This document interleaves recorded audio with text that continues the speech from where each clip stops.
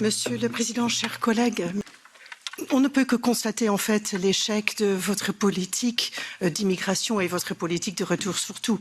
En France, en 2021, les obligations de quitter les territoires français se sont soldées par le retour de 5,7 des gens qui étaient en fait obligés de quitter les territoires, donc qui ne relevaient absolument pas du droit d'asile.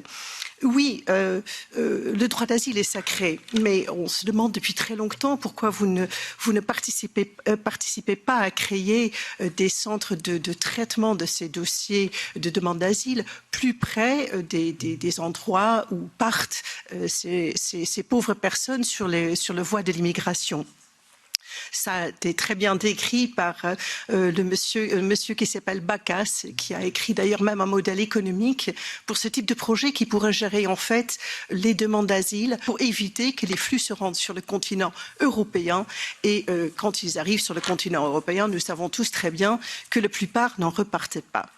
Il y a autre chose qui m'interpelle quand vous parlez de vos discussions avec vos différents partenaires pour trouver des moyens de les faire accepter les retours dans leur pays.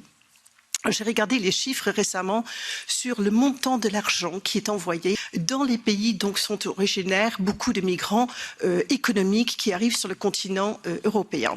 Et dans quelques pays, ça se chiffre dans des pourcentages à double chiffre dans le PIB du pays. Donc, on peut se demander pourquoi on ne fasse pas plus d'efforts pour limiter ces flux financiers, pour essayer d'avoir un point beaucoup plus fort pour limiter ça et contraindre les pays à reprendre le ressortissant. Je pense qu'en réalité, vous ne voyez pas l'immigration comme un véritable problème, mais en fait comme votre projet, parce que vos mesurettes ne sont pas à la mesure et la hauteur du problème auquel nous sommes confrontés. Je vous remercie.